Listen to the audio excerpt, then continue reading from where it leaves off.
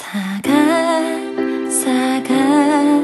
책장 넘기는 소리 톡톡톡톡 맛있는 책 이야기 책과 음악이 함께 있는 온북TV 수요북콘.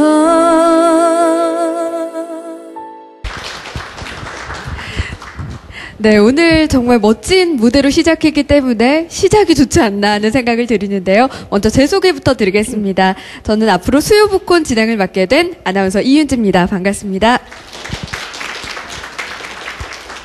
네, 제가 이번 주부터 특별한 무대라는 말씀을 드렸는데 도대체 왜 특별한 무대냐 하고 궁금해하는 분들도 있으실 것 같아요.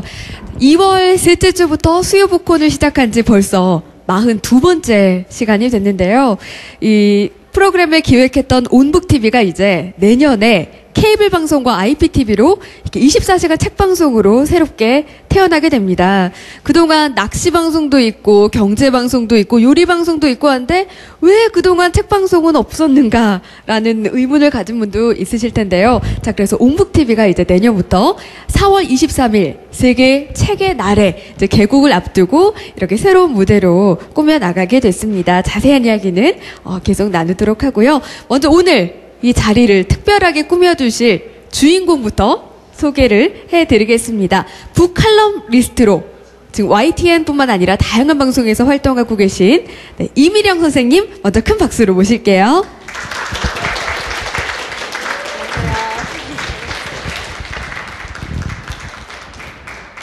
오늘 이미령 선생님을 보러 오신 분들이 많은 걸로 알고 있습니다. 방송하시기 전에 사인 좀 해달라고 제 개인적으로 말씀도 많이 거실 텐데요. 아, 선생님, 선생님도 성견지명이 있으셨군요. 반갑습니다. 네, 오늘 이렇게 와보니까 어떠세요? 지금 사실 굉장히 지금 마음이 두근두근합니다. 네. 아, 책이 좋아서 오셨을까? 이윤지 아나운서님을 보려고 오셨을까? 네, 아닌 것 같은데요. 아니면 혹시라도 저를 보려고 오셨을까? 모든 분들의 기대 아주 많이 다 충족시키기 위해서 오늘 제가 아주 재밌고 열심히 방송에 임하겠습니다. 네, 오늘 또 이렇게 새롭게 수요북콘이 인사드리는 날이기도 하지만 여러분 투표하고 오셨나요? 네, 저도 아침 9시에 투표를 정말 네. 청량한 마음으로 하고 왔는데 선생님도 투표하셨어요? 저는 투표할 권리를 얻은 다음부터 딱 한 번 빼놓고는 오늘까지 한 번도 포기한 적이 없습니다. 그렇군요. 지금 18대 대선이 이제 6시에 마감이 되고 지금 이제 개표가 진행이 될 텐데요. 저희가 중간중간 소식을 전해드리도록 하겠습니다. 그래서 대선이어서 많이 안 오시면 어떨까 싶었는데 네. 꽉 채워주셨어요. 선생님께서는 이제 대통령, 새로 되는 대통령에게 기대하는 그런 부분도 있을 것 같아요. 네. 어떤 걸 꿈꾸세요? 아무래도 제가 책을 좋아하는 사람이다 보니까 네.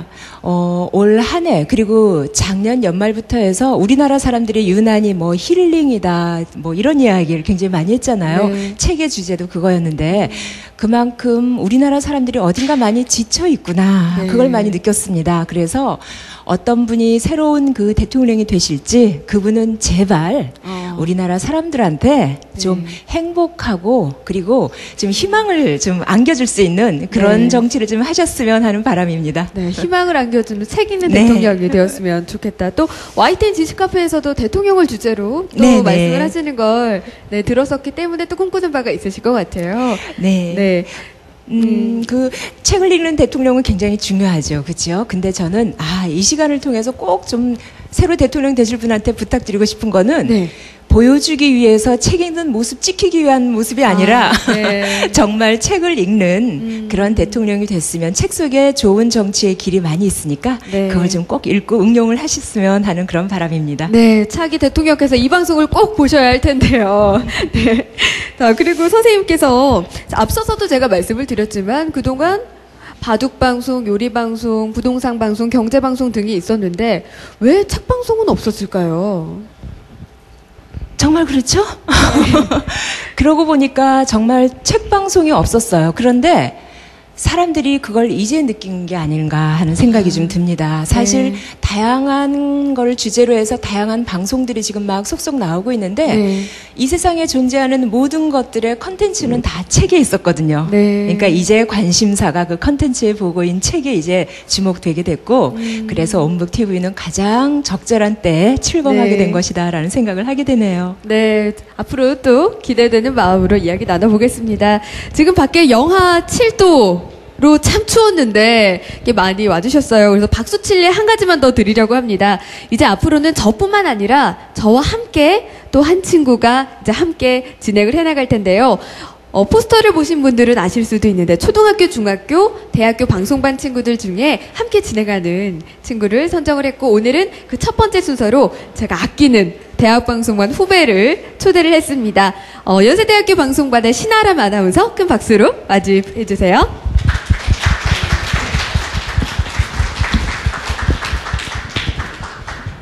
네, 안녕하세요. 연세대 방송국에서 활동하고 있는 신아람이라고 합니다. 반갑습니다. 네, 신아람 아나운서 이렇게 우리 학교에서 보다가 이렇게 수요복권 자리로 왔는데 와보니까 어떠세요? 지금 굉장히 떨리고요. 또 이렇게 이윤재 아나운서와 또 이민영 선생님 또 멋진 해금 연주도 들으니까 참 설레고 행복합니다. 또 이렇게 가까이 많은 분들 계시니까 온기가 저절로 느껴져요. 그래서 오늘 방송 북콘서트 참 기대가 큽니다. 네, 신아람 아나운서 평소에 책 많이 읽으시나요? 제가 작년까지만 해도 네. 그 과제에 필요한 책만 이렇게 골라서 빌려보거나 했는데 이제 네. 이러면 안 되겠다 싶어서 올해부터는 친구들하고 이렇게 서점 투어를 다녀요. 오늘 여기 홍대 리브로 서점만 해도 굉장히 정말이에요? 크잖아요. 네. 그렇죠. 그래서 친구들하고 놀러 다니면서 책도 접하려고 하고 억지로 노력을 많이 하고 있습니다. 네, 선생님께서 우리 신아람 아나운서에게 덕담, 힘내라고 말씀으로 딱 시작하면 좋을 것 같아요. 오늘 어떻게 네. 보면 저보다도 더 중요한 손님이면서도 제2의 주인이 아닐까 싶어요. 네. 오늘 저를 아주 멋지게 그렇게 한번 인도해 주시기 바랍니다. 힘내세요. 감사합니다. 네, 그러면 지금 제18대 대통령 선거 개표가 진행이 되고 있는데 사실 저도 근질근질합니다. 어떻게 됐을까 궁금해져서 우리 신아람 아나운서가 우선 개표 상황 좀 우선 전해주실까요? 네, 제가 북콘서트 중인데 또 실시간 확인이 필요해서 제가 무리하게도 스마트폰을 가지고 왔는데요. 네. 5분 전까지만 해도 그 전국 개표율이 2.5%. 여기 뒤에 화면 보이나요? 네. 5분 전까지만 해도 박근혜 후보가 53.9%로 문재인 후보를 앞서고 있다는 건데 아직 개표율이 2.5%밖에 진행이 되지 않았으니까 더 끝까지 네. 지켜봐야 할 것 같습니다. 네네. 그렇다면 저희가 중간중간 전해드리도록 하고요. 오늘 선생님께서 참 많은 책을 쓰셨는데 그 중에서 사랑의 마음을 들여다보다 네. 라는 이 책을 주제로 오늘 이야기를 해볼 건데요. 사랑의 마음을 들여다보다. 이거 어떤 의도로 제목을 쓰신 건가요? 사실 사랑의 마음을 들여다보다는요, 책에 있는 한 내용의 이제 그 작은 제목을 책 제목으로 좀 끌어 쓴 거예요. 네. 우리는 흔히 사랑해 굉장히 말은 많이 하잖아요. 그런데 정작 사랑한다는 사람을 바라보기는 하지만 사랑하고 있는 지금의 내 마음을 들여다보는 건 별로 없을 것 같아요. 상대방에 집중해 있죠. 그렇죠. 그랬을 때 상대방에 집중하다 보니까 왜 사랑은 변하는 거라고도 많이 그러잖아요. 그러다 보니까 실망도 하고 괴롭기도 하고 네. 또는 상대에 대한 기대 막 이런 것들을 그러는데 그 상대를 바라보는 그 시선을 사랑하고 있는 지금 내 마음 자체로 한번 돌려보면은 나는 좀 더 크고 완벽하고 온전한 사랑을 하게 되지 않을까 이런 생각을 해서 이 제목을 썼고요. 네. 그리고 이 제목이 책 제목으로까지 올라오게 됐습니다. 아, 그렇군요. 선생님 말씀 정말 잘하셔서요. 저 라디오 듣고 있는 듯한 느낌을 받았습니다. 저 그리고 또 궁금했던 거는요. 표지를 보면 5년 동안 읽은 1000권의 책 중에서 골라낸 명작 55편이라는 글귀가 있는데 5년에 1000권이면 1000 나누기 5는 하면 200, 1년에 200권인데 아니 어떻게 이렇게 책을 많이 읽으세요? 사실 지금 이 자리에 저희 책 친구들도 지금 여러분 와 계시는데 아, 그렇군요. 저보다 곱절은 읽으신 분들이 여기 많이 계세요. 네. 그래서 아마 그분들은 애계하실지 모르겠는데 사실 뭐 이렇게 곱하기 나누기 단순 계산으로 하면은 뭐 이틀에 한 권꼴이라고 하지만 저는 여러 권을 거의 동시에 좀 읽어갑니다. 그러니까 만약에 좀 가벼운 소설이라면은 뭐 하루에 한 권 정도도 소화가 되고요. 그리고 또 좀 두껍고 좀 내용이 있는 그런 인문서적 같은 경우는 한 짧게는 일주일, 이주일, 길게는 보름 정도 잡아서 여러 권을 그런 식으로 동시에 읽어가다 보니까 네. 어떻게 계산하다 보니까는 한 1000권이 된 것 같습니다. 또 YTN 지식카페에서는 매일매일 한 권씩 또 소개를 하고 계시기 때문에 네. 아, 정말 그 소화력이 대단하시다라는 생각을 했었는데 그리고 또 하나 기억이 났던 게 책의 날개를 보면요. 아버지에게 한글을 배운 이래 머리맡에는 책인을 쌓여 있었지만 이라는 구절이 있었는데 사전 모임 때도 저는 좀 기억이 남았던 게 이런 생각을 하게 됐다고요. 내가 책을 읽다가 언제부터 한글을 알게 됐지? 라는 생각을 하게 되셨다고 했는데 이게 그런 의미인가요? 요즘은 정말 외국어는 필수인 시대 아니겠어요? 예, 저 자신도 외국어에 대한 그 욕심이 굉장히 많아가지고 고전어, 고대어를 어마어마하게 많이 막 시도를 했어요. 네. 하지만 그 중에서 가장 아름다운 언어고 나한테 가장 필요한 언어는 한글인데 정말 막 머리 아프도록 책을 막 읽다가 어느 날 갑자기 궁금해지는 거예요. 네. 내가 이 한글은 누구한테 배웠을까? 그분이 계셨으니까 내가 지금 이 책을 이렇게까지 읽을 수 있는 해서 그분이 그렇게 갑자기 막 고마워지는 거예요. 네. 근데 누구한테 내가 한글을 배웠는지를 말해줄 사람은 없고 마침 옆에 계시던 저희 엄마한테 그걸 여쭤봤더니 엄마가 누구냐? 네 아버지지. 그러시는 거예요. 그래서 아버지가 나를 어떻게 한글을 가르쳐 주셨는데요? 그랬더니 아마 제가 정확히는 모르겠는데 제가 이제 언니가 공부를 하는데 아마 제가 언니 어깨너머로 이렇게 좀 한글을 조금 배웠나 봐요. 근데 네. 그러는데 이제 조금씩 익히고 있었는데 어느 날 아버지가 신문을 보는데 제가 이렇게 단어 하나씩을 읽더래요. 그러니까는 그때가 3살 한 그 정도쯤인데, 그러니까 아버지가 너무 신기해서 요 글자는 하니까 대답하고 저 글자는 하니까 대답하고 네. 그러면서 저한테 본격적으로 한글을 가르쳐줬고 저는 그런 아버지 덕분에 지금 이렇게 많은 책을 읽게 됐습니다. 네, 그렇군요. 사실 내년부터 박수. 뺑. 저도 사실 생각을 해봤어요. 또 내년에 다시 한글날이 공휴일로 네, 이제 부활이 네. 되면서 또 이 네. 한글에 대한 생각을 해보는 게 의미가 있을 것 같은데 사실 저는 그냥 제가 깨우친 것 같거든요.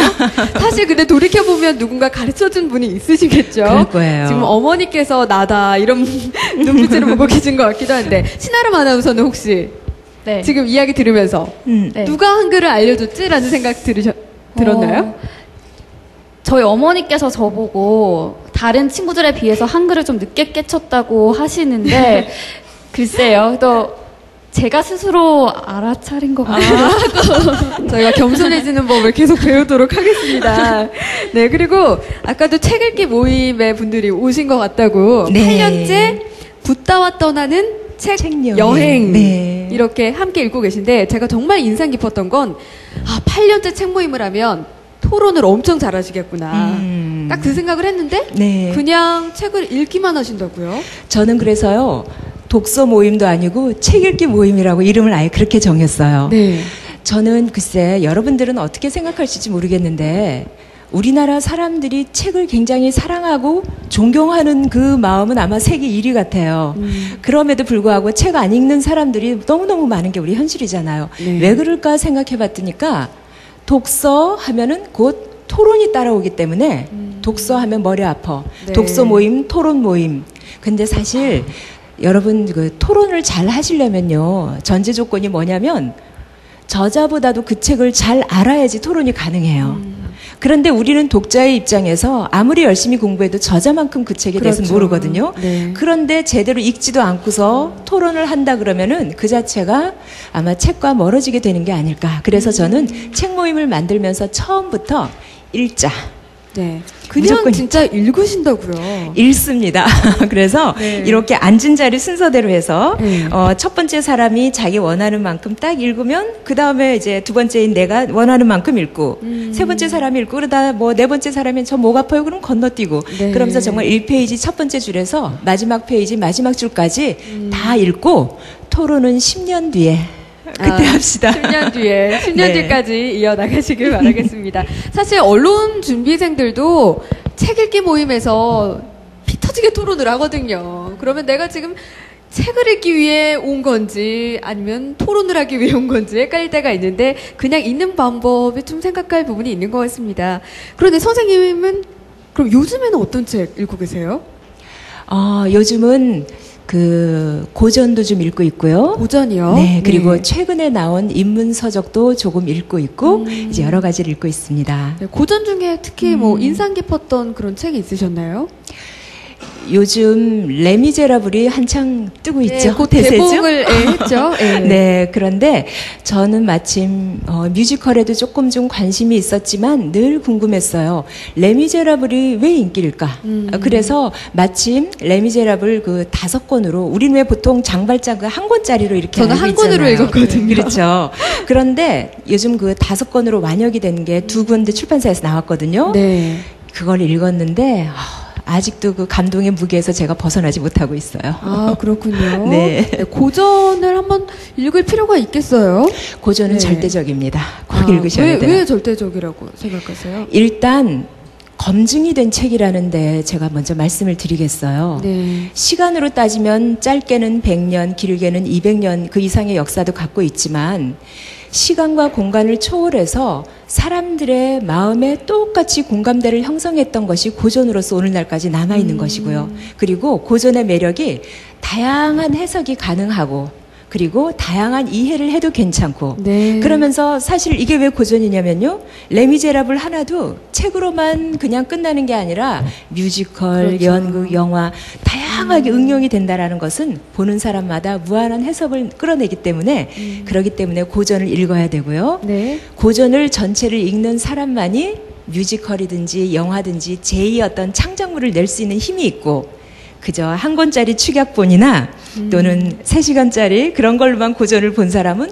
영원히 소비자로서만 멈추는 게 아닐까 이런 생각도 좀 해봅니다. 네, 고전에 대한 필요성 말씀을 주셨어요. 너무 저만 질문을 드린 것 같은데요. 선생님께서 이제 또 SBS 컬처 클럽에 또 등장을 하셔서 출연을 하셨었는데 그 영상을 본 이후에 우리 신아람 아나운서가 이어서 질문 이어가겠습니다. 먼저 컬처 클럽 동영상부터 보시겠습니다.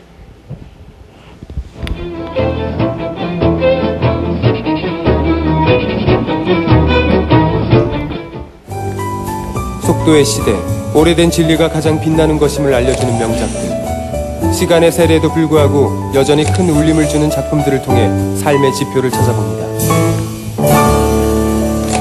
책다방, 문을 엽니다.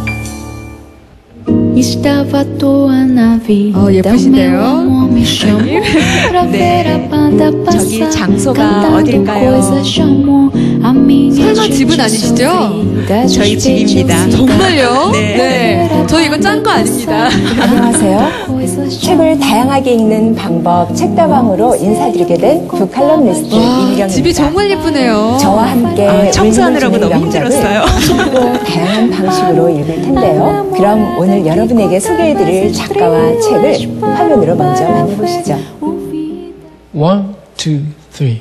If we close the door, 사막에 불시착한 비행기 조종사. last forever. Keep the sun shine out. 황량하기만 한 사막. Say hello to never. 나는 무턱대고 양을 그려달란 이상한 아이를 만납니다. I wish it could happen to me, but if we close the door, I'll never have to see the day again. If we close the door, the night could last forever. Leave the wine glass out. 정말 유명한 And 그림이죠. drink the toast to never. Oh, someday. 아이는 장미를 돌보다 지쳐서 여행길에 오른 어린 왕자였는데요. 생텍쥐페리의 마지막 작품이자 그가 가장 사랑했던 작품 어린 왕자를 만나봅니다. 160여 개의 언어로 번역되어 정식 판매 부스만 8천만 부. 이것도 집인가요? 네, 바로 베란다를 배경으로 해서. 네. CF 장면 같기도 합니다. 선생님. 그런가요? 고맙습니다. 네. 박수 한번 드릴까요? 선생님 이거 집 자랑하려고 찍으신 것 같기도 할 어떻게 정도로 그렇게 됐네요. 아름답네요. 네. 근데 나중에 입을 벌린 게 약간 좀 그렇죠? 자연스럽고 좋습니다. 우리 신아람 아나운서 혹시 보면서 궁금한 점 있으셨나요? 저를 보면서 선생님의 아름다운 모습에 감탄을 했고요. 저는 책을 보면서 이제 질문을 드릴 텐데, 이 책장 넘기면 네. 그 선생님 프로필에 책 칼럼니스트라고 적혀 있어요. 저는 여기 딱 눈길이 갔는데, 그래서 이 북 칼럼니스트가 구체적으로 어떤 일을 하고 또 이것이 되기 위해서 필요한 자격이 있는지가 궁금합니다. 사실 북 칼럼니스트라는 직업은요. 그리 오래되지는 않았다고 제가 보고 있어요. 네. 아마 제 자신이 책을 읽으면서도 뭐 서평가, 평론가 이런 비평가. 그렇습니다. 네. 네. 그런 이름은 많이 들었지만 북 칼럼니스트란 이름은 아마 지금도 좀 낯선 분이 계실지는 모르겠는데 일단 이제 칼럼이라고 하는 것은 어떤 한 가지 정해진 사안에 대해서 좀 객관적인 그런 자료들을 모아서 굉장히 주관에 충실해서 글을 쓰고 있는 것이라고 한다면 그 소재가 이제 책이 되는 거죠. 그런데 제가 보기에 그 북 칼럼니스트 또는 책 칼럼니스트라는 것은 1인 미디어 시대나 SNS 시대나 개인 블로그, 개인 홈페이지가 이게 막 활성화되면서부터 나온 새로운 직업이라는 생각을 하게 돼요. 많은 분들이 책을 읽었는데 책에 대한 이야기를 바깥에 어떤 매체에다가 이야기를 하려면 뭔가 타이틀을 달아야 돼요. 평론가라든가. 그리고 그런 평론가라는 그런 타이틀을 달려면 예를 들어서 신춘문예 같은데 뭐 평론으로 당선되든지 또 국문과 교수여야지만 그게 가능했었는데 1인 미디어 시대나 이런 시대가 이게 활짝 열리면서 누구나 자기 의견을 말할 수 있게 되고 그러다 보니까 이 지구 곳곳에 숨어 있던 책 좋아하는 어마어마하게 많은 사람들이 자기가 책을 읽어 있는 것에 대한 그런 감상들을 블로그나 홈페이지에 올리고 그게 대중적인 인기를 얻고 어떤 그 고정 팬을 모으고 그러면서 서서히 하나의 직업으로 자리 잡은 게 북칼럼니스트가 아닌가 이런 생각을 좀 하게 되고요. 공감을 이끌어내는 게 또 가장 큰 역할이 아닐까. 네, 싶어요. 그런데 그 개인이 자유롭게 책에 대해서 글을 쓰다 보니까 수많은 사람들이 저 사람은 나보다 좀 어려운 평론가일 거야가 아니라 나랑 비슷하게 책 좋아하는 사람일 거야라고 하다 보니까 이미 공감이 될 준비는 충분히 갖춘 상태예요. 네. 그래서 어떤 평론가보다는 이 북 칼럼니스트라는 사람, 보통의 대중보다 책은 어마어마하게 많이 읽었지만 격식을 깨고 편안하게 책 그 자체만을 이야기하는 사람. 그래서 만약에 혹시 이 자리에 북 칼럼니스트가 되고 싶은 분들이 계신다면은 첫째, 죽자고 책을 읽으시기 바랍니다. 책을 많이 읽고요. 그리고 책에 대해서 많이 글도 좀 써보신다면 충분히 이 자리에서도 수많은 좋은 북 칼럼니스트가 많이 나올 것 같아요. 네, 선생님 말씀 들으시고 많은 학생들이 이제 꿈나무가 될 것 같은데요. 그럼 제가 또 하나 질문이 있는데 선생님께서 5년간 네. 정말 1000권의 책을 읽으셨잖아요. 참 반성하게 되는데 그중에 또 55편만을 골라서 실으셨잖아요. 네. 그게 또 어떤 구체적인 기준이 있는지 궁금합니다. 네, 제가 지금 이 사랑의 마음을 들여다보다 이 책을 그 1000권의 책 중에서 55권의 책을 이제 모았다라고 했는데 사실 1000권의 책 한 권 한 권이 다 저한테는 소중하고 귀중한 체험의 책이었어요. 네. 하지만 그 중에서도 유난히 나를 뒤흔든 책들이 있더라고요. 전혀 몰랐던 가치를 새롭게 알게 해주고 그리고 전혀 몰랐던 세계를 보여주고 그리고 나의 이 딱딱한 이러한 가슴 이런 뇌를 막 두드려서 충격을 준 책들 그리고 그 속에서 아주 소중한 가치를 갖고 있고 이런 세계를 보여준 것들을 막 골라내보니까 억지로 이제 55권을 했어요. 근데 사실 여기 말고도 더 보탤 책들은 굉장히 많이 있죠. 네, 그렇군요. 그리고 또 제가 마지막 질문인데요. 선생님께서 아까 그 책 읽기 모임에 대해서 네, 말씀을 네. 해주셨잖아요. 네네. 그러면은 그 활동을 하면서 또 어떤 활동하는 가장 중시하는 것들, 책 읽으면서 지켜야 할 약속이나 그런 것들이 있다면 말씀해 주시겠습니까? 저는 이건 지극히 제 개인적인 생각이니까요. 네. 저는 왜 요즘은 무슨 책을 읽으면 무슨 독서 인증제도 있고 네. 무슨 자격증 같은 것도 주고 그런다는데 저는 그거보다도 책을 읽는 그 시간 자체를 좋아하는 사람들이 많이 나왔으면 하는 생각을 했어요. 그래서 제가 이제 이렇게 같이 하고 있는 책 읽기 모임은 정말 이 시간이 아니더라도 책을 읽을 수 있는 분들은 안 오셔도 상관이 없어요. 그런 분들은 혼자서도 잘 읽으니까. 저는 이제 어떤 분들이 더 반갑냐면은 혼자 읽으려는데 도저히 시간이 안 돼요. 하지만 일정한 시간 딱 2시간만큼은 책 그 자체에 온전히 빠져들 수 있어요. 라는 이 마음만 갖고 있으면 저는 환영이에요. 그래서 만약에 그 책 읽기를 지금이라도 시작하신다면은 책을 읽는 그 시간만큼은 다른 것에 신경을 쓰지 말고 오로지 책 그 자체에 한번 펑덩 빠져버리면 되지 않을까. 이게 아마 그 독서인들의 가장 첫 번째 어떤 자격 조건이 아닐까 생각합니다. 네, 책에 푹 빠져 있는다라는 표현을 써주셨는데 심지어 그러니까 저는 책을 읽어야 하면 스트레스가 좀 올 것 같기도 한데 오히려 책을 읽으면서 스트레스를 푼다라는 말씀을 하셨잖아요. 그런데 또 여기 신아람 아나운서 이렇게 풋풋한 대학생 우리 어린 친구가 와 계신데 물론 저도 나이가 많지는 않습니다만 네, 그 사랑의 마음을 들여다보듯 읽는다라는 표현이 있었는데 이게 도대체 사랑의 마음을 들여다보듯 읽는 게 어떤 건가요? 어떻게 하면 깊이 이렇게 고개를 깊이 되면 깊이 읽는 건지 그 방법이 좀 궁금해요. 책이 만약에 목욕탕이라면 가능할 텐데 그쵸? 네. 들어가면 되는데 그런데 책을 읽다 보니까 이런 생각을 좀 해봤어요. 왜 그런 노래 있죠? 내 속에 내가 너무도 많아. 가시나무. 네, 맞아요. 네. 그 노래가 참 절묘한 거예요. 우리는 이 속에 지금 뭐가 너무 꽉 차 있어요. 꽉 차 있는 상태에서 책을 읽으니까 책의 내용이 안 와닿아요. 그리고 팔짱을 끼면서 그래 도대체 네가 지금 무슨 말을 하는지 내가 한번 들어보자 이런 입장이다 보니까 책하고 거리가 좁혀지지 않아요. 저는 책을 읽으면서 항상 이제 부탁을 드리는 게 뭐냐면 책을 읽는 동안은 내 속에 나를 다 빼버리셨으면 좋겠어요. 그래서 내가 내 속에 그 책의 주인공이나 저자가 내 속에 들어가든지 내가 그 책 속의 주인공이나 저자로 들어가든지 해서 왜 빙의라고 하는 그런 말 있잖아요. 그쵸? 정말 그 하나가 돼서 책 속의 주인공이 뜨거운 연애를 하면은 나도 그 책을 읽는 동안은 막 뜨거운 연애를 하는 거예요. 그리고 책 속의 주인공이 기가 막힌 사기꾼이면 나도 아주 한번 사기를 쳐보는 거예요. 그리고 예를 들어서 죄와 벌 같은 그런 작품 있잖아요. 라스콜리니코프 이게 뭐야 어려워 이렇게만 읽지 마시고 미안한 얘기지만 이런 얘기 해도 될까요? 내가 살인자가 돼가지고 한번 전당포에 노파에게 내가 그런 만행을 해보는 거예요. 왜냐면 그때 이 주인공이 그 가슴 떨리는 것들을 정말 이입해서 토스토옙스키가 그 심정을 얼마나 절절하게 그걸 표시를 했는지 몰라요.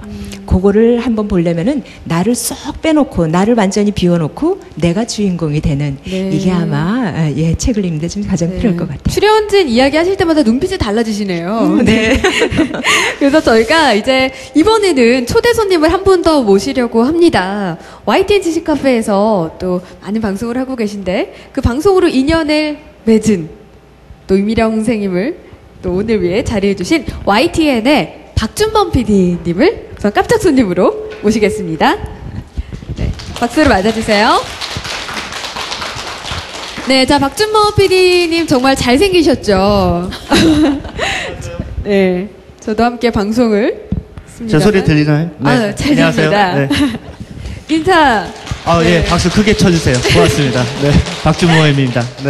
네. 먼저 와보니까 어떠세요? 직접 이렇게 보셨는데 좀 괜찮은 것 같나요, PD님? 제가 이제 여기 앉아서 계속 보고 있었는데요. 좀 지루하네요. 그죠? 그리고 제가 이 자리에 딱 오니까 이렇게 여성분들이랑 있어서 그런지 제가 좀 막 떨려요. 여자들 앞에 가면 좀 떨려요, 제가. 그래서 좀 남자라고 생각하고 얘기하겠습니다. 네, 알겠습니다. 선생님 이렇게 이 자리에서 만나니까 우선 인사 좀 나누세요. 안녕하세요. 네, 어색합니다. 반갑습니다. 반갑습니다. 여기서 뵈니까 정말 저렇게 잘생긴 분인지 오늘 처음 봤어요. 그러니까요. PD님이 여기서 보니까 괜찮으시네요. 그래요? 네, 알겠습니다. 제가 책을 하나 쓰겠습니다. 나중에 제가 그 자리에 앉아서 선생님이 여기 앉아서. 알겠습니다.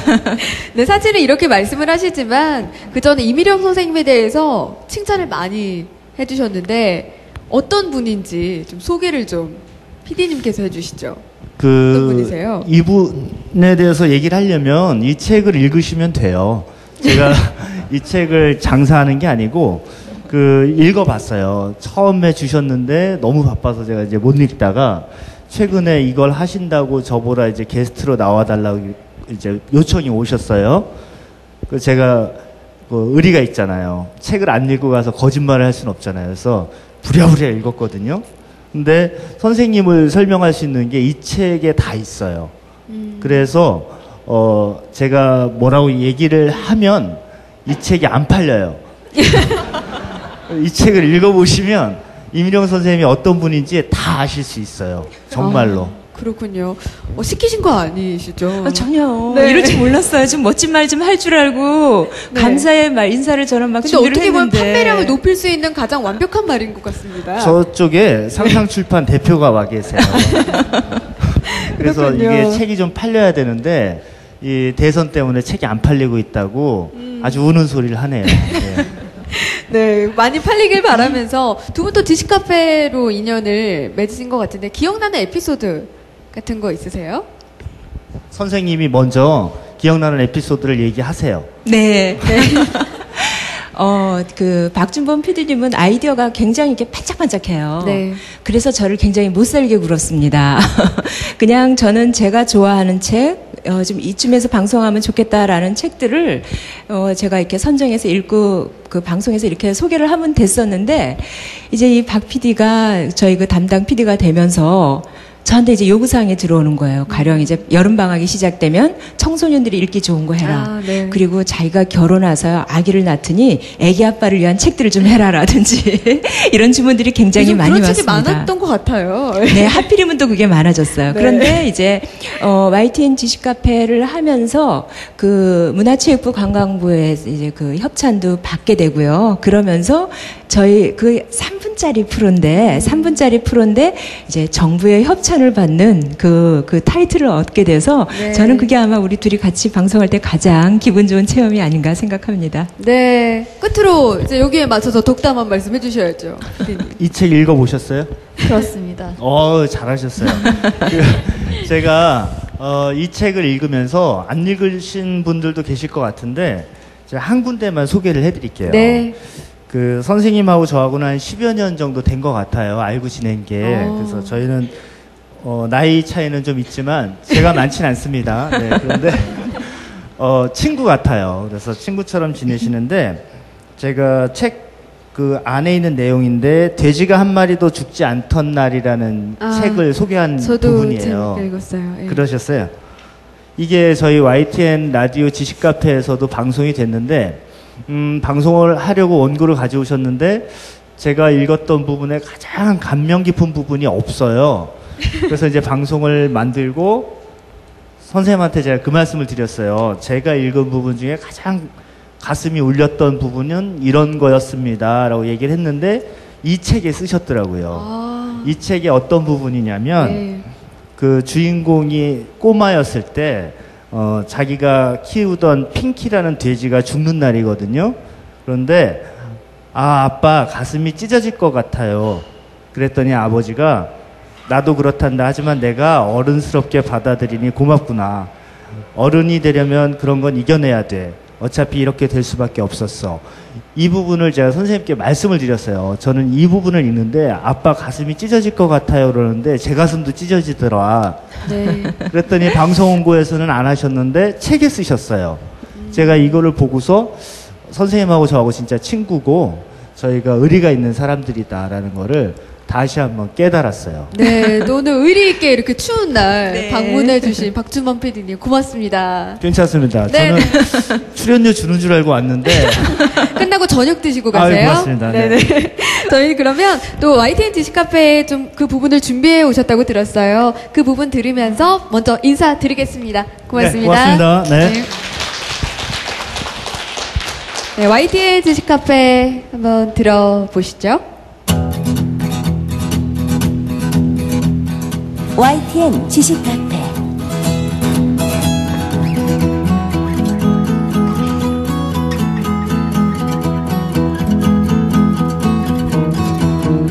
YTN 지식카페 라디오 북클럽 이미령입니다.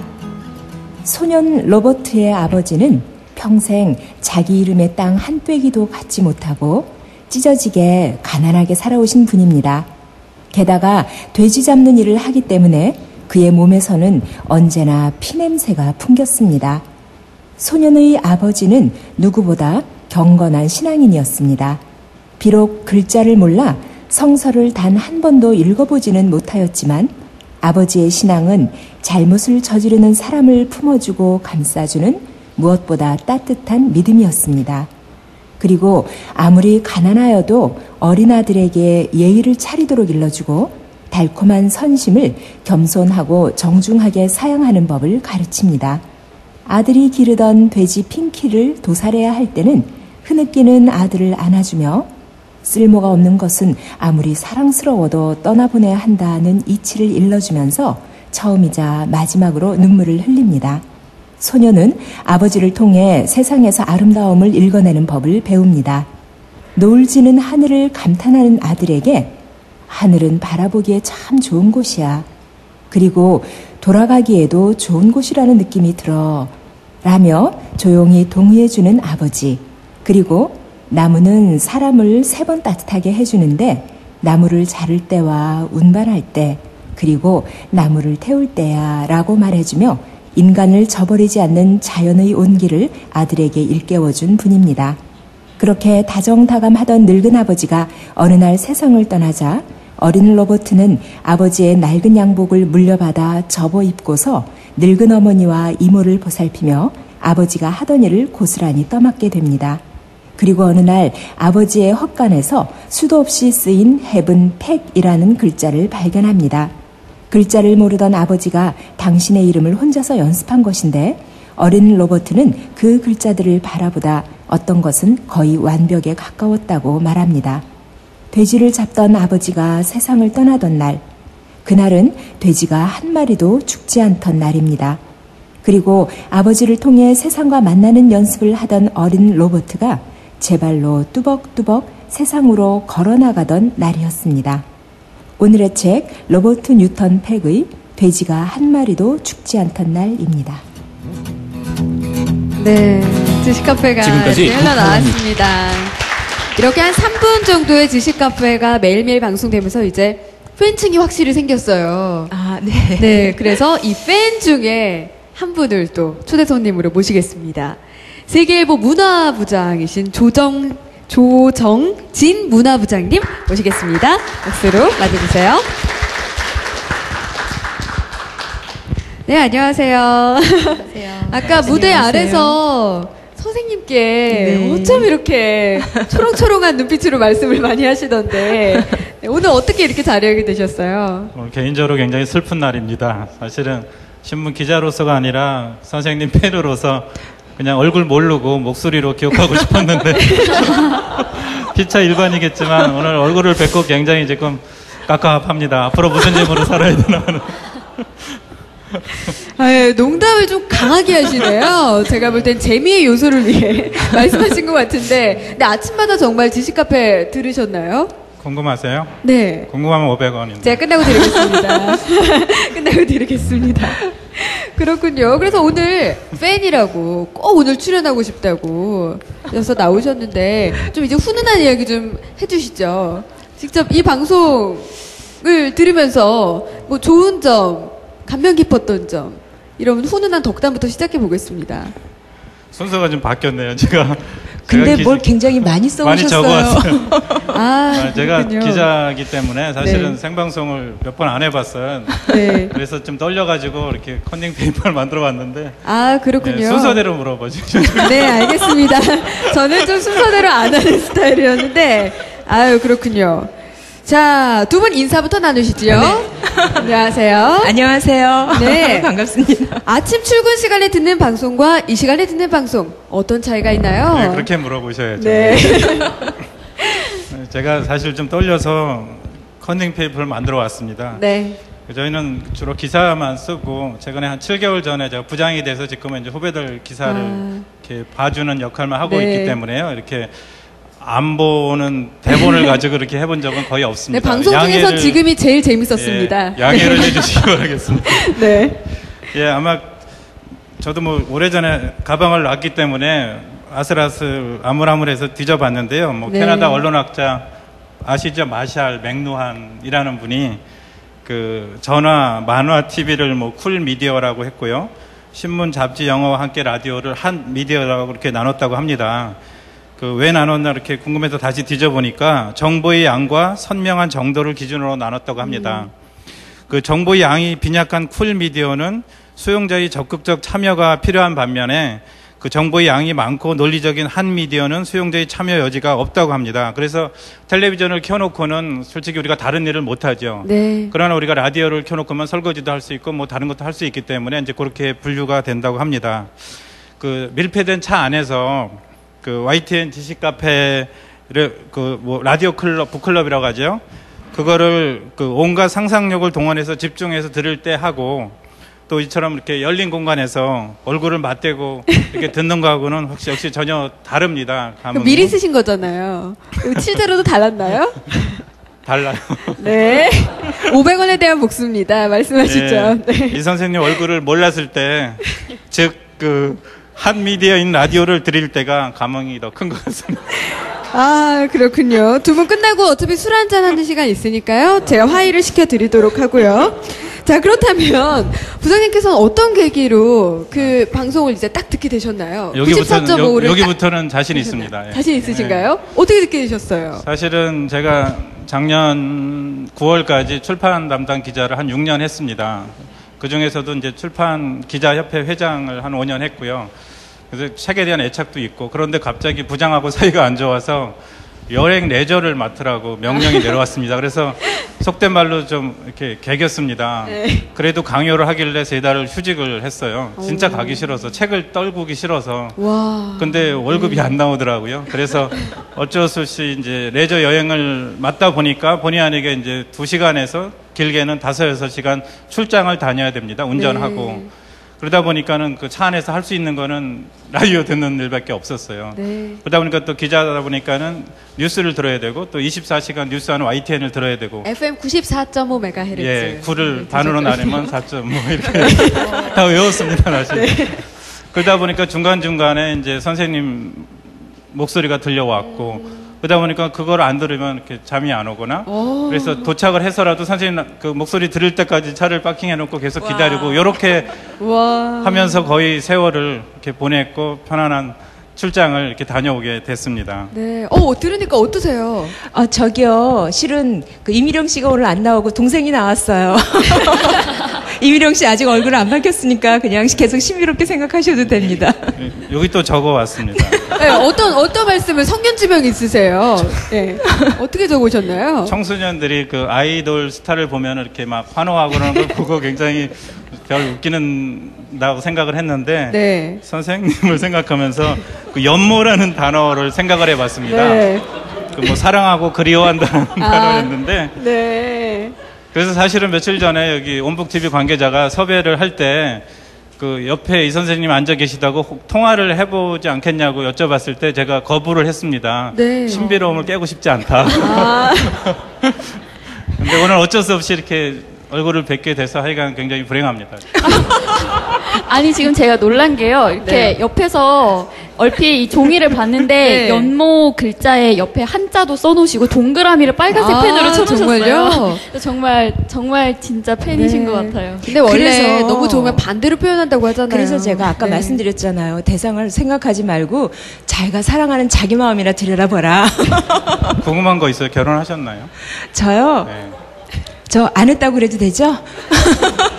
부장님은 예, 한 번 했습니다. 한 번 하셨군요. 전 총각입니다. 비포 총각. 그러시군요. 네, 그것도 이제 술자리에서 한번 깊이 네. 이야기 나눠보겠습니다. 자, 두 분께서 이제 문화의 어떻게 보면 활성화를 위해 하시는 점은 좀 비슷하신 것 같아요. 문화부장이시고 북칼럼니스트이신데 어떻게 해요? 두 분이 하는 일이 좀 비슷하다고 보시나요? 그것도 적어 왔습니다. 예. 네. 제가 지금 충실하게 질문 드리고 있습니다. 그래서요. 아까 얼추 말씀드렸지만 한 5년 동안 출판 담당을 하면서 신간 소개하고 제가 좀 욕심을 내서 조정진의, 여기 아까 이력서 보셨겠지만 조정진의 그 책갈피라고 하는 칼럼을 한 5년 동안 연재를 했습니다. 네. 그 언론사 중에서도 이 사진 속은 근데 동일임을 맞으신 거죠? 예, 제 동생의 형입니다. 아, 그렇군요. 네. 말씀하시죠. 그 신문은 사실상 매일매일 발행하고요. 특히 우리 문화부 같은 경우는 그 분야별로 일주일에 한 번씩 나가기 때문에 그 따끈따끈한 그 온기가 식기 전에 새 책을 독자들에게 이렇게 소개해주는 이제 역할을 하고 있습니다. 네. 그래서 마치 비유를 하자면 뷔페 식당에서 여러 가지 음식을 차리는 요리사 같다고나 할까요? 이렇게 표시가 되어 있습니다. 네. 할까요? 무엇을 물론 이제 이렇게 소개를 하면은 거기서 드시는 거는 이제 독자 마음이기 때문에 우리는 다양하게 소개를 합니다. 제가 세계일보 가기 전에 이제 조선일보 있었는데 거긴 지면이 48면이기 때문에 그 출판면이 지금 5면에서 6면 정도 되고요. 세계일보는 4면이 있습니다. 그래서 네. 보통 신간이 소개되는 게 보통 20권에서 30권 사이 정도 소개가 됩니다. 매주 신문사로 소개해달라고 오는 책이 100권에서 150권이 됩니다. 네. 이제 그런 역할을 이제 우리 신문 기자들은 하고 있고요. 아마 뭐 개인적으로 보람이 있다면요. 뭐 딸과 함께 떠나는 건축 여행이라고 있죠. 그 이용재라는 분이 쓰셨는데 이게 무명 출판사에서는 거의 초창기 책인데 제가 처음으로 소개해서 이게 나중에 방송에서 받았고 그래서 15만 부 이상 팔렸다는 얘기를 들었습니다. 15만 부 이상이요? 상당히 많이 팔렸는데 그걸 네. 소개해 준 보람이 있습니다. 왜냐하면 대부분의 신문사들은 그 광고를 의식을 해서 유명한 작가나 유명한 출판사나 광고 많이 한 대형 출판사 소개로 하는데 저는 그 반대로 했습니다. 신생 출판사 첫 책을 낸 무명 출판사 위주로 소개를 일부러 했고 그것이 또 많이 알려져서 굉장히 나름대로 보람이 있습니다. 네. 근데 이제 반면에 우리 이미령 선생님 같은 경우는 그 다양한 뷔페 요리 중에서도 가장 맛나고 또 가장 영양가 있는 그런 음식들을 손님의 식판에 올려주는 네. 귀엽죠? 거기다가 네, 귀엽습니다. 자녀에게 그 책을 그 골라주는 그 엄마의 마음처럼 네. 꼭꼭 찍어서 이렇게 입에 넣어주는 그런 역할을 하시는 거라고 그렇게 생각을 하고 있습니다. 네, 생방송 정말 잘하고 계세요. 네. 어떠세요? 요즘 사실 출판계가 네. 이렇게 참 잘 활성화되어 있지는 않은 것 같은데 네네. 그 말씀 들으면서 어떤 느낀 점 같은 게 있으셨나요? 방금 그 말씀하신 게 굉장히 중요한 그 정보가 하나 있는데 신간이 일주일에 한 150권 정도. 근데 그것도 그래도 이 언론사에 보낼 만한 어떤 여력이 있는 출판 부스가 그래요. 그러니까는 미처 거기 보내지 못하는 책도 어마어마하게 많죠. 네. 그렇게 어마어마하게 많은 책들인데 신간 서적 위주로만 가다 보면은 우리나라가 조금 우스운 게요. 책 한 권 나와가지고 한 일주일 이내에 히트를 치지 않으면 구간이 돼버려요. 네. 찾아볼 수가 없게 돼요. 저는 그래서 여러분들이 신간 서적에도 굉장히 정보의 안테나를 세워야 되겠지만 항상 그 이전에 나온 책들도 구석구석 좋은 책들이 굉장히 많이 있으니까 네. 그걸 좀 꼭 한번 찾아보셨으면 하고 제가 하고 있는 YTN 지식카페 라디오 북클럽이라는 그 프로그램도 신간 서적 사이사이마다 오래전에 나왔지만 정말 좋은 책들을 여러분들한테 소개했으면 하는 그런 마음으로 좀 하고 있습니다. 네, 또 그 역할을 하고 계시네요. 그럼 조 부장님 이제 끝으로 우리 연말이고 2013 새해를 맞이해서 우리 이미령 선생님에게 덕담 한 말씀 시원하게 부탁드립니다. 그러니까 연배를 보니까 비슷해갖고요. 제가 덕담할 연배는 아니고요. 연모의 마음으로. 네, 연모의 마음으로 지금 조명 때문에 얼굴이 빨개지신 것 같진 않아요. 사실 그 책이 나왔다는 얘기를 듣고요. 인터넷을 뒤져봤다가 깜짝 놀란 게 어떤 분이 선수 쳤구나 하는 느낌을 받았습니다. 왜요? 사실 이 책을 제가 기획을 해서 출판을 하려고 생각을 하고 있었습니다. 오디오북으로요. 네. 제가 한 15년 전에 노조하다 해직돼 갖고 3년 동안 이렇게 잘려 있었는데 그때 출판사를 만들어 가지고 등록만 해놓고 아직 책을 별로 못 냈는데 네. 딱 이게 와 닿았습니다. 그래서 알아보려고 막 하고 있다가 이 얘기를 듣고 굉장히 충격을 먹었습니다. 그래서 네. 한 권밖에 안 됐기 때문에 앞으로 우리 상상마당 선생님 죄송하죠. 우리 제가 후속 책은 제가 내도록 그렇게 하겠습니다. 그 중고등학교 시절에 그 제가 도서부원을 하면서 선생님에게 그런 말씀을 들었어요. 책에는 양서, 악서가 따로 없다. 그 공자의 3인행 필요아사라고 했듯이 그 좋은 것은 취하고 그렇지 않은 것은 반면교사라 삼으면 모든 책은 다 양서가 될 수 있고 도움이 될 수 있다라는 말씀을 들은 적이 있고요. 대학에 가서 제 인생의 모토가 될 만한 얘기를 들은 게 그 내가 생각한 대로 살지 않으면 산 대로만 생각하게 되리라. 그게 제 삶의 모토로 이렇게 삼았는데 다 책에서 본 내용들입니다. 그 선생님께서는 그 책에 숨어 있는 가치를 이렇게 발견해 주시는 분으로 진짜 오래오래 기억되길 바랍니다. 그래서 아까 저처럼 신비로움을 갖고 있는 사람들을 위해서 이런 모임에 얼굴 자주 드러내지 마시고 또 매일매일 쓴다는 게 진짜 힘듭니다. 기자들은 아파서도 안 되고 부모님이 돌아가셔도 안 됩니다. 저도 마찬가지로 어머님 돌아가셨을 때도 못 갔는데 네. 아프지 말고 늙지 마시고 영원히 이렇게 존재하시면서 좋은 책, 진짜 영양가 있는 책 많이 소개해 주시면 고맙겠습니다. 네. 감사합니다. 네, 좋은 말씀 들려주신 조정진 문화부장님 감사합니다. 다음번에 기회가 된다면 따로 초청을 한번 또 하도록 하겠습니다. 네, 근데 지금... 왜 저를 이 자리에 불렀나요?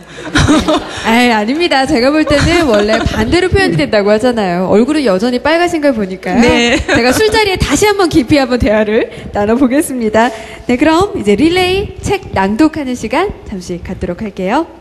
네, 먼저 이미령 선생님의 이제 가장 좋아했던 이 책의 부분을 들어보도록 하겠습니다. 네. 나는 왜 읽는가에 답하기 위해 새벽 2시 이 시각에도 잠을 이루지 못하는 날이 종종 있습니다.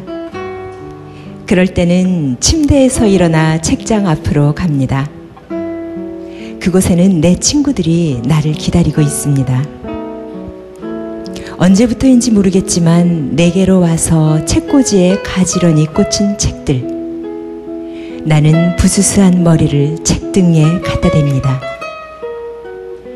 여기저기서 소곤소곤대는 소리가 들립니다.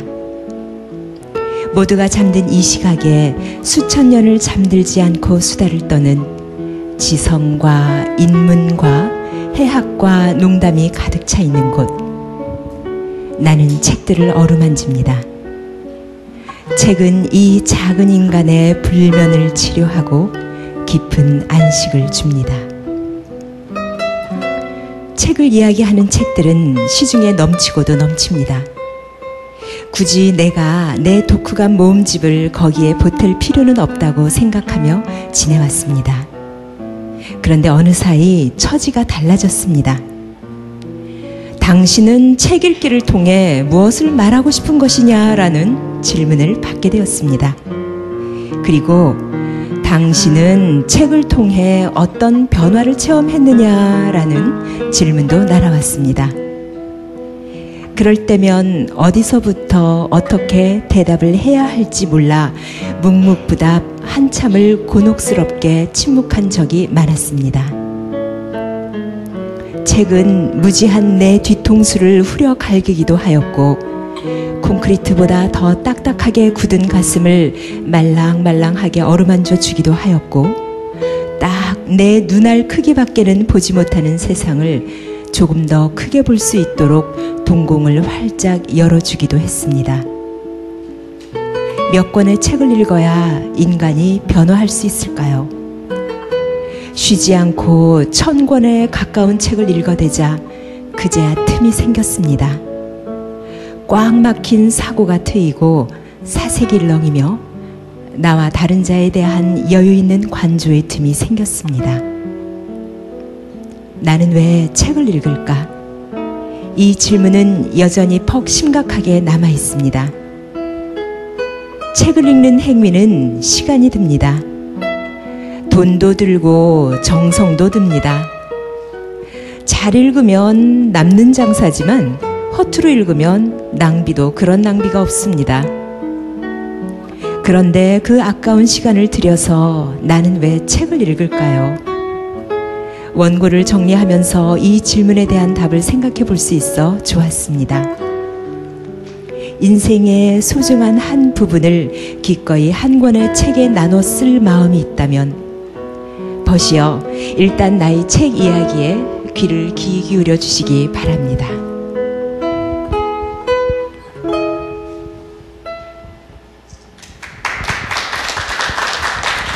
네, 선생님께서 가장 감명 깊었던 부분으로 앞부분을 네, 아무래도 선택하셨어요. 네, 이 책을 엮으면서 하고 싶었던 말을 서문에다가 막 몰아서 썼기 때문에 네. 예, 이 부분을 낭송했습니다. 네, 이어서 이제 제가 감명 깊었던 부분을 전해드리겠습니다.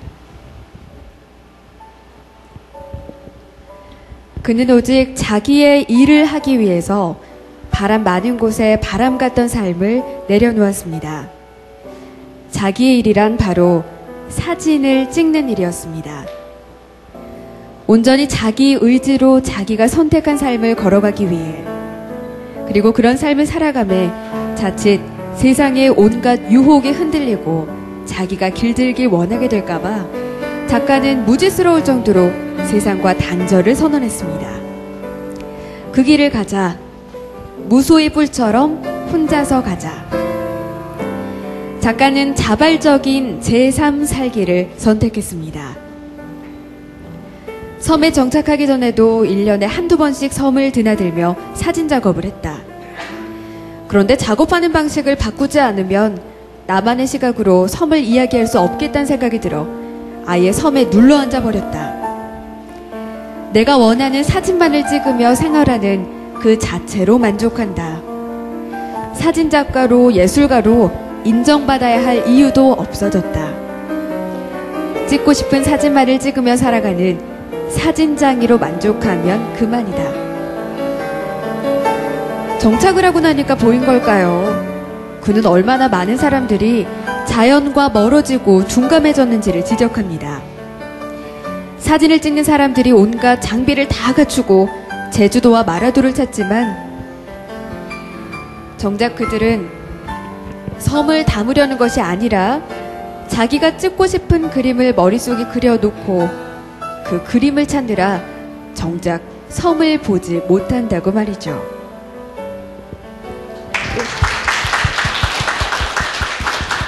네, 저는 그냥 제가 방송을 하고 싶어서 방송을 하는 그런 마음과 좀 맞다는 것 같아서 이 구절을 골라봤습니다. 그럼 이어서 우리 신아람 아나운서의 낭독 들어볼게요. 다음 기차가 올 때도 그 다음 기차가 올 때도 남편은 타자고 성화를 부렸고 아내는 그때마다 다음 기차를 타자고 고집을 부렸습니다.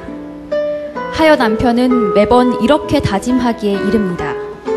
그래, 다음번 기차가 오면 그때 아내도 나와 함께 이 마을을 떠날 수 있겠지.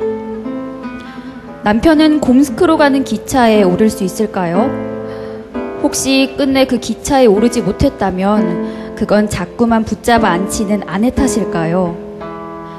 생각해보면 우리는 누구나 자기만의 곰스크라는 목적지를 품고 살아갑니다.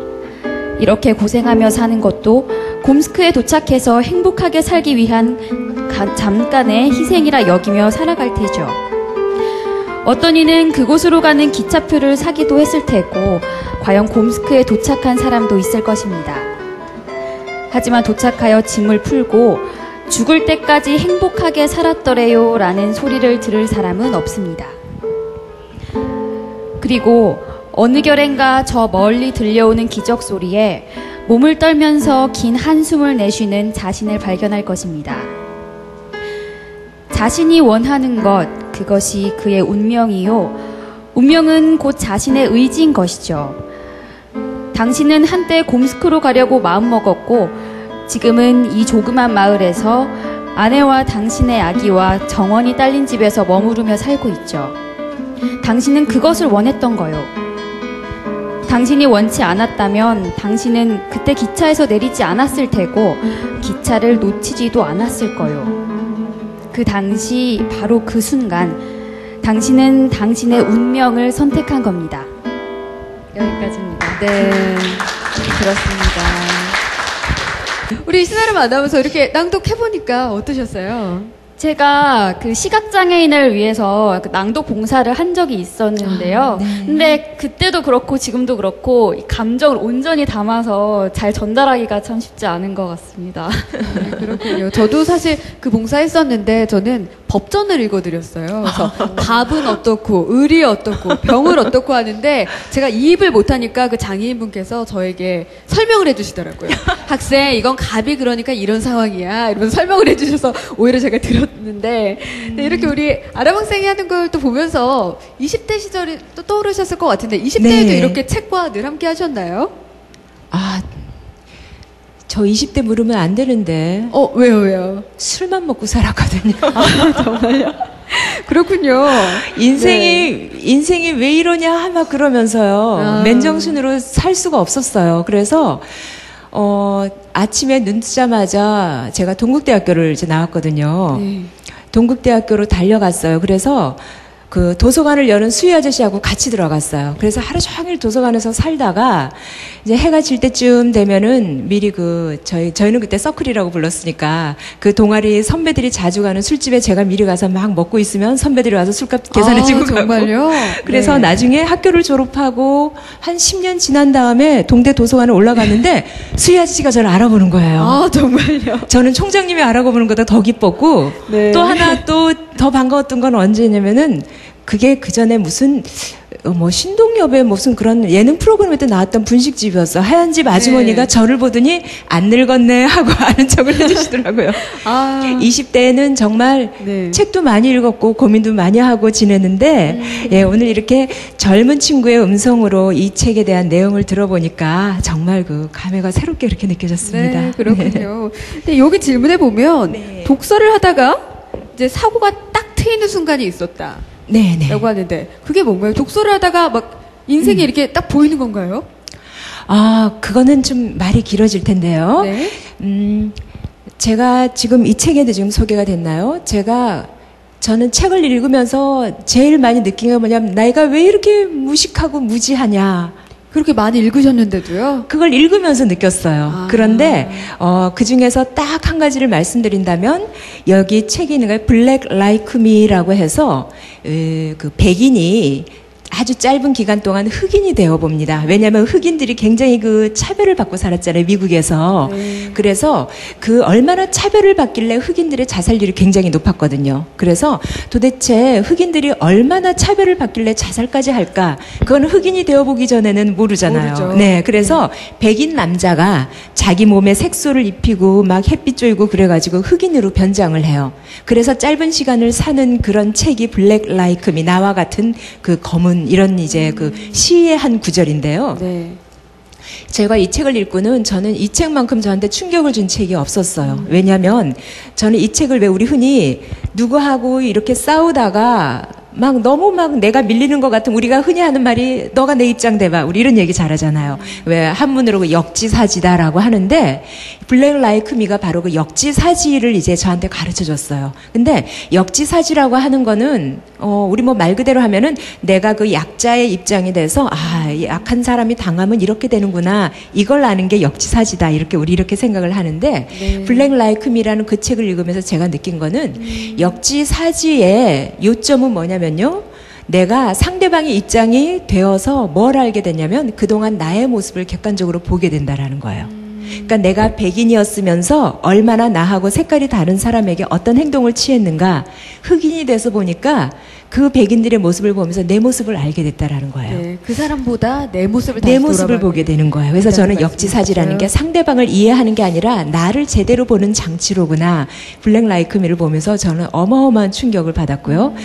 이 틈이 생긴다, 사고가 넓어진다, 눈이 떠진다. 이 책에서 어마어마하게 그 커다란 그 체험을 했습니다. 네네, 블랙 라이크 미라는 책을 네. 꼭 한번 추천을 자주 하신다고 들었어요. 저는 네네. 책과 관련한 어떤 모임을 한다면 이 책을 항상 아까 왜 그 낭송하신 곰스크로 가는 기차 제가 굉장히 좋아하는 책이고요. 그리고 블랙 라이크 미 이 책 제가 꼭 여러분들하고 읽습니다. 네, 이제 수요복권 마지막을 향해 가고 있는데요. 우리 신아람 아나운서 이제 끝으로 선생님께 혹시 물어볼 말 있다면 어떤 게 있을까요? 아까 그 말씀하셨지만 책을 읽을 때 작가 입장이 돼서 온전히 빠져들어야 된다고 말씀하셨잖아요. 근데 저 네네. 같은 경우에는 저랑 좀 입장이 다르거나 너무 무언가에 대해서 심각하게 비판을 하거나 그러면은 책을 잘 안 보려고 하고 네. 뭔가 좀 편식하는 경향이 있는데 저 같은 경우 어떻게 하면 좋을지. 사실 편식이 나쁜 건 아니에요. 그렇죠? 내 몸에 당기니까 그거를 먹게 되는데 그런데 아까 왜 그 초대 손님 두 분 보세요. 재미없었어요라고 얘기를 하질 않나. 뭐 신비감이 떨어져서 이런 이야기를 하잖아요. 나를 디스하는 사람. 나의 안티인 사람을 많이 만나야지 내가 조금 커지더라고요. 선생님 지금 한층 그래서- 커지신 것 같습니다. 아, 좀 그런가요? 혹시 얼굴만 커진 건 아닌가? 아닙니다. 그런데 사실 저는 아까 그 박준범 PD님 같은 경우는 이제 뭐 좋은 이야기, 즐거운 이야기를 많이 했지만 어마어마하게 저의 안티예요. 제가 한번 방송 끝나고 나서 좀 어때요? 하고 물어보면 잔소리 그렇게 심해요. 그래서 어떤 때는 네. 때려치고 싶다는 생각을 굉장히 많이 했는데 근데 그 듣기 싫은 소리가 다른 관점에서 바라본 저의 그 모습이었단 말이에요. 그래서 책은 내가 좋아하는 책을 읽으셔야 돼요. 내 취향에 맞고 내 마음에 쏙 드는 책을 읽어야 되는데 그런 책을 한 3권을 읽는다면 나하고 전혀 다른 책을 한 권 정도는 읽어줘야지 내가 균형 잡힌 시선을 갖추게 될 것 같고요. 그러면 훨씬 더 멋진 그런 인생을 좀 살 수도 있지 않을까 그렇게 생각합니다. 네, 우리 아람 아나운서 해결이 됐나요? 네, 저도 이제 3대1 비율을 생각하고 실천을 옮겨보겠습니다. 네.